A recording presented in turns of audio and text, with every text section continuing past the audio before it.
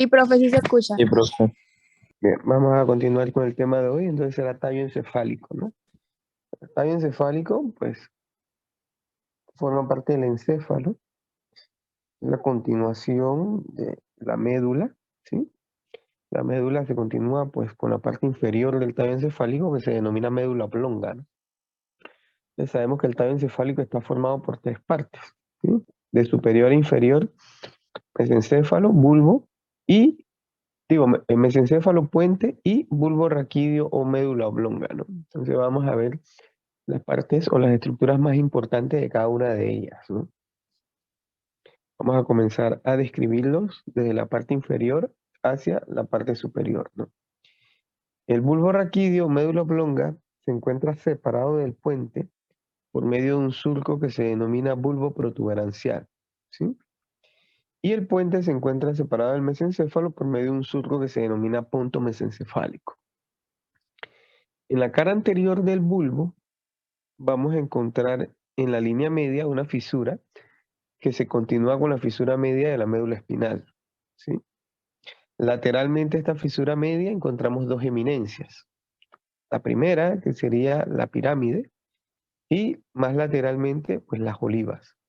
La pirámide es un sitio importante porque allí es donde se da la decusación de las motor, o sea, la decusación del haz córtico-espinal, ¿sí? Entre la pirámide y la oliva existe un surco que se denomina surco preolivar. El surco preolivar es importante porque allí se da el origen del 12º nervio craneano, o sea, del hipogloso. Por detrás de la oliva existe un surco que se llama postolivar.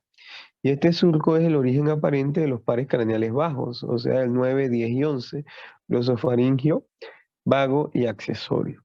¿Ok? Cuando vemos la cara posterior del bulbo, ¿sí?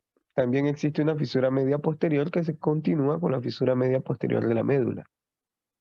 Lateral a esta fisura media posterior encontramos dos tubérculos, el tubérculo gracilis y el tubérculo cuneatus, ¿sí? Tubérculo gracilis es la continuación de la porción gracilis del cordón posterior y el tubérculo cuneatus es la continuación de la porción cuneatas del cordón posterior. Si recordamos, en estos tubérculos gracilis y cuneatus es donde se encuentra la segunda neurona de las de los cordones posteriores.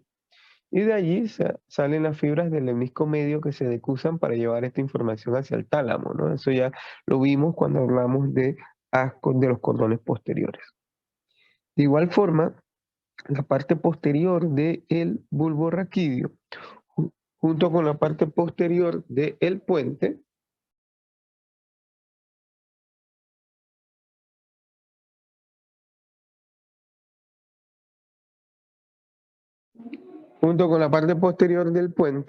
eh, ellos van a estar formando lo que es el piso del cuarto ventrículo, ¿ok? Y en ese piso del cuarto ventrículo, pues encontramos diversas estructuras. El trígono del vago, el trígono del hipogloso, la rodilla del facial, el área postrema que tiene que ver con el vómito, ¿sí? Eso forma parte pues, del piso del cuarto ventrículo, donde tenemos, está formado por la parte posterior del bulbo y por la parte posterior del puente. Ahora regresamos nuevamente a la cara anterior, ¿sí? Y tenemos que en el surco bulbo protuberancial, o sea, el que me separa al bulbo del puente, también tenemos el origen aparente de varios nervios craneanos, ¿sí? Por arriba de la pirámide, exactamente por arriba de la pirámide, tenemos el origen aparente del sexto nervio, ¿sí? Ese sexto nervio es el nervio abducente.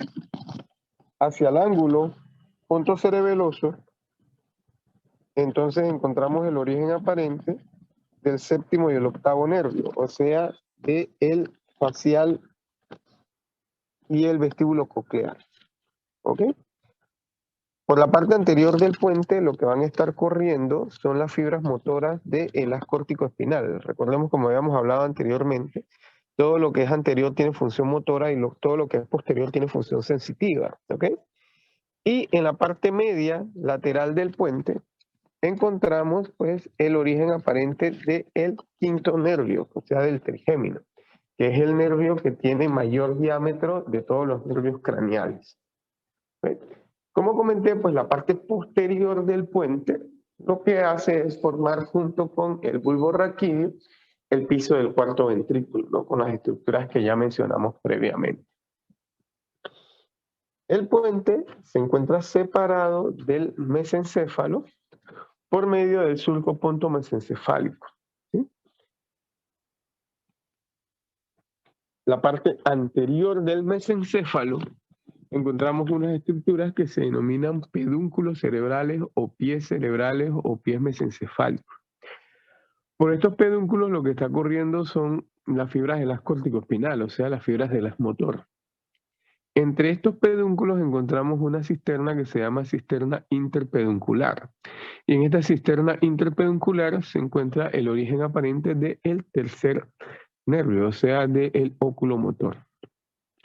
Cuando vamos hacia la región posterior del mesencéfalo, vemos que corriendo por el surco mesencefálico hacia la porción posterior, entonces encontramos el origen aparente del cuarto nervio, del troclearo patético.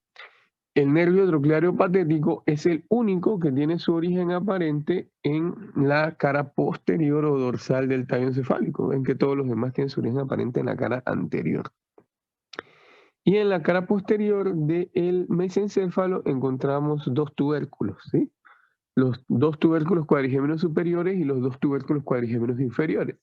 Los tubérculos cuadrigéminos superiores son sitio de relevo de la vía visual y los tubérculos cuadrigéminos inferiores son sitio de relevo de la vía auditiva.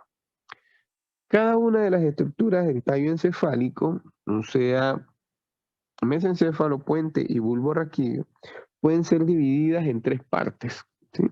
Una porción anterior con función motora, una porción posterior con función sensitiva y una porción intermedia que se denomina tegmento, ¿sí? Y generalmente en este tegmento lo que encontramos son núcleos. Probablemente la porción del tallo encefálico que mejor ejemplifique esto es el mesencéfalo, ¿no?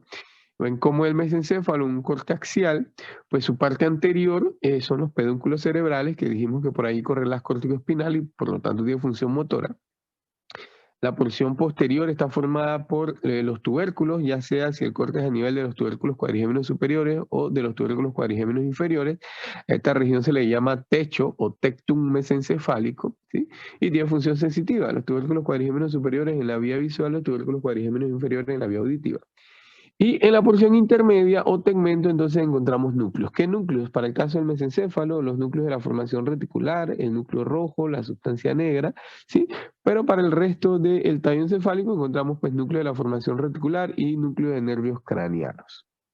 ¿Bien? ¿Alguna pregunta acerca del tallo encefálico?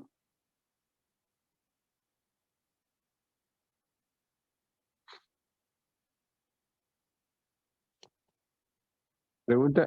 ¿No? Bien. Continuamos entonces con el siguiente tema que va a ser cerebelo.